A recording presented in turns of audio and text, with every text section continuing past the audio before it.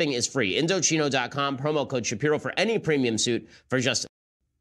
We are live in 3, 2, 1. A soap opera breaks out at the White House. The Republicans decide that it's time to spend all of the monies, and we check the mailbag. I'm Ben Shapiro. This is The Ben Shapiro Show.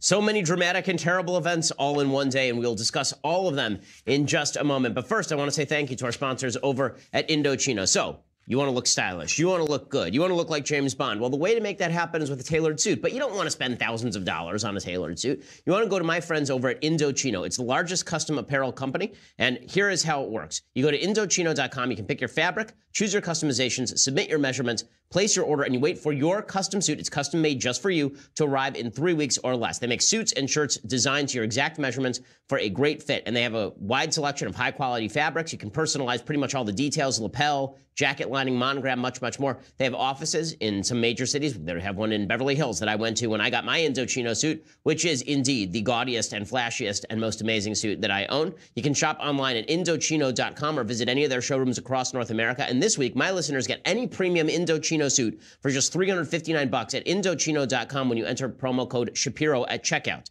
That's 50% off the regular price for a premium made-to-measure suit. Again, I mean, you know, James Bond, he goes to the, what is it, Seville Row over in London. Well, you don't have to do any of that. You can just go to Indochino.com, and the shipping is free. Indochino.com, promo code Shapiro for any premium suit for just $359 plus free shipping. It's the best deal you can find for a perfectly tailored suit, and you will look like $1 million.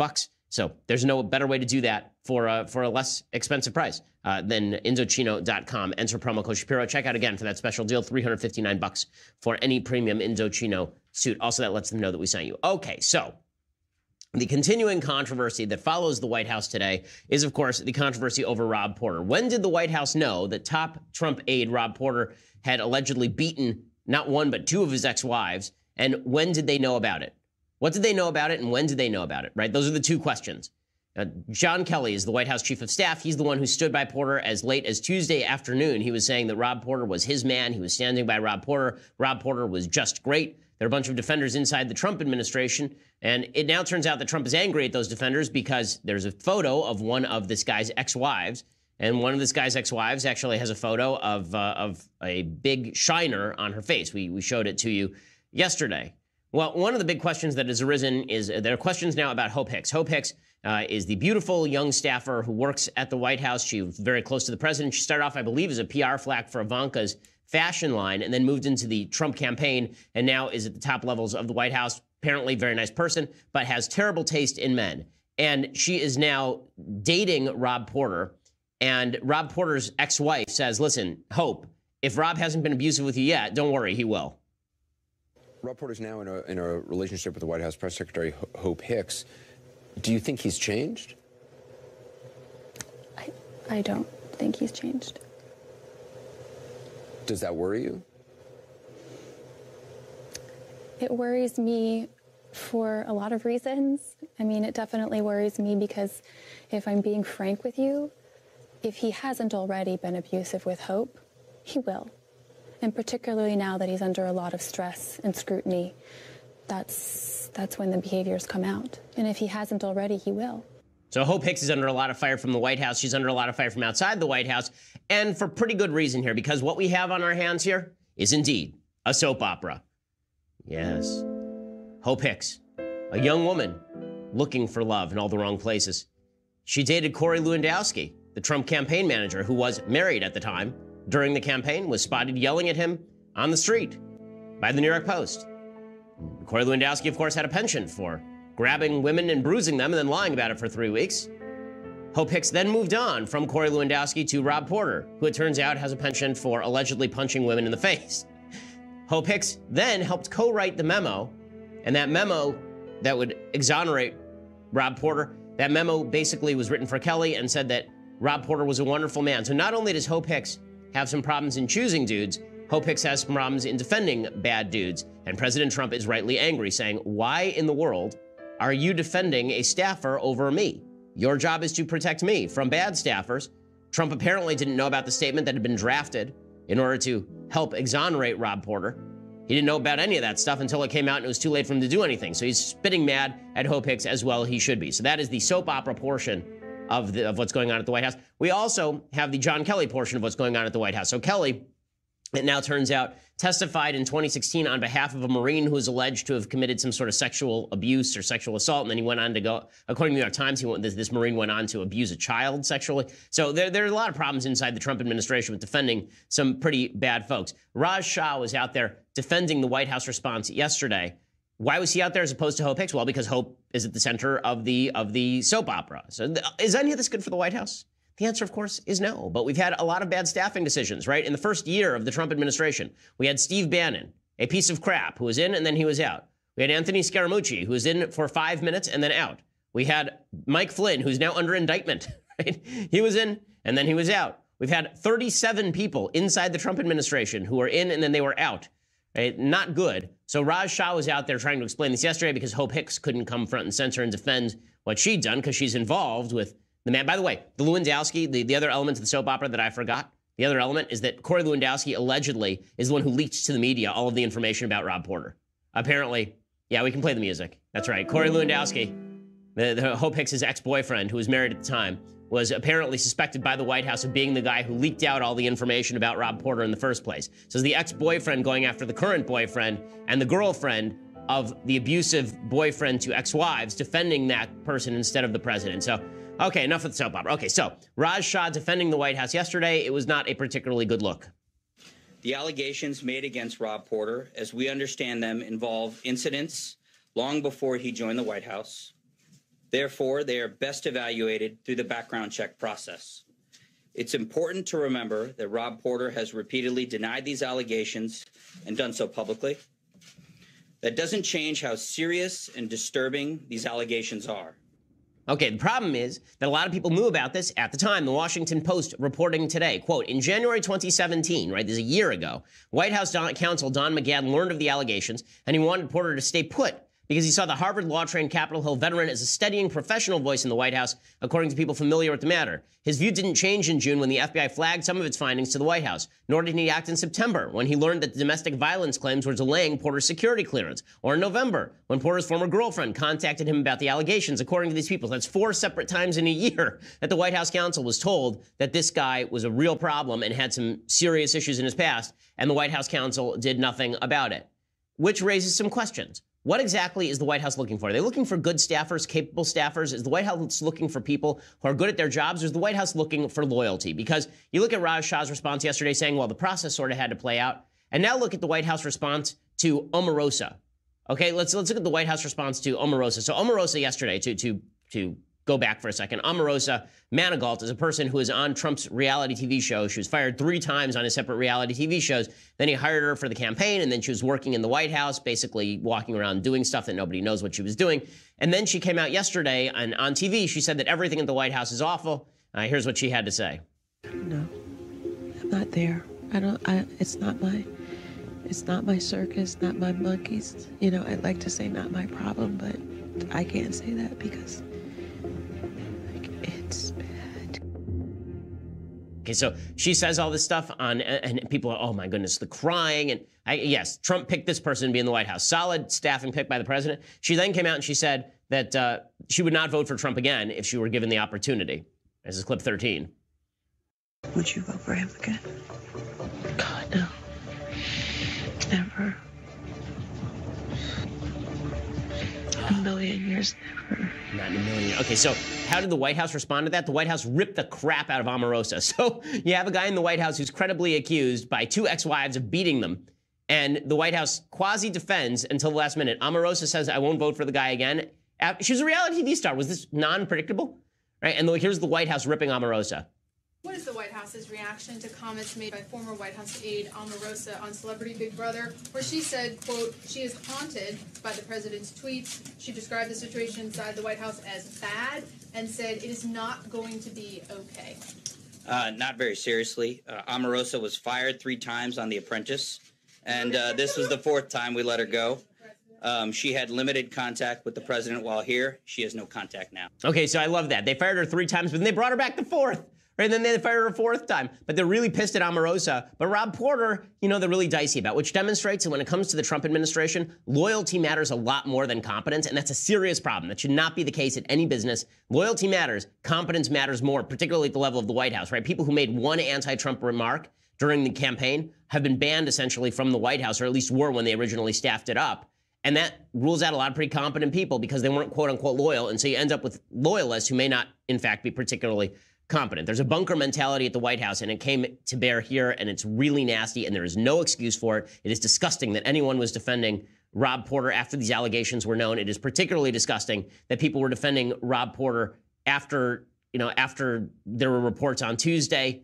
Again, all of that, there's just no excuse for it, and you have to wonder whether the people in charge who knew about it ought to be fired. And I am talking about John Kelly. If John Kelly knew and he was defending this guy for a year, if McGahn knew for a year, they've misserved the president of the United States. Okay, so I do want to talk about a piece of even bigger news. That is the Republicans deciding that fiscal conservatism is no longer a thing. First, I want to say thank you to our sponsors over at Blinds.com. So there's one part of your house you don't think about very much, right? You think about the floors, you think about the walls, you think about the furniture, but you don't very often think about the window coverings. And that's something you should be thinking about because window coverings can make a huge difference in the look and feel of your house. They can also save you on energy costs as well. Taking the time to pick out blinds, however, it sounds expensive, kind of boring. Installing them yourself sounds like a giant pain in the butt. But Blinds.com makes it really easy for you. If you're not sure what you want or even where to start, with Blinds.com, you get a free online design consultation. You send them pictures of your house. They send back custom recommendations from a professional for what will work with your color scheme, furniture, specific rooms. They'll even send you free samples to make sure everything looks as good in person as it does online.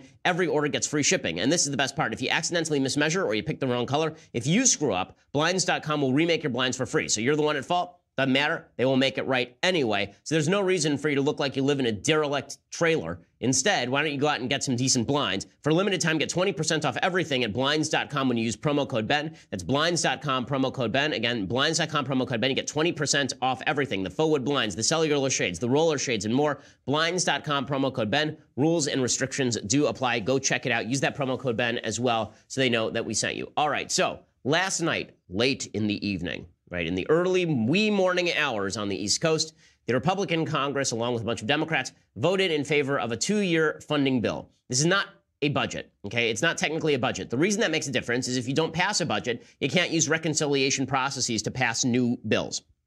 I discussed this a little bit yesterday, but in order for you to pass a bill under reconciliation, meaning with 51 votes in the Senate, in order for the filibuster not to apply, you have to pass a bill that is budget neutral. Well, that doesn't apply if there is no budget. You cannot have a budget neutral bill if there is no budget. So they essentially passed a funding bill but no budget. So that prevents them from passing any new legislation that really affects spending. So they can pass something on DACA maybe, but that's about it, right? There will be no further movement on Obamacare. There'll be no further movement on taxes. There'll be no further movement, significant movement on regulation in all likelihood. That's a serious problem. The bigger problem, however, is they just blew out the budget. I mean, blew it out.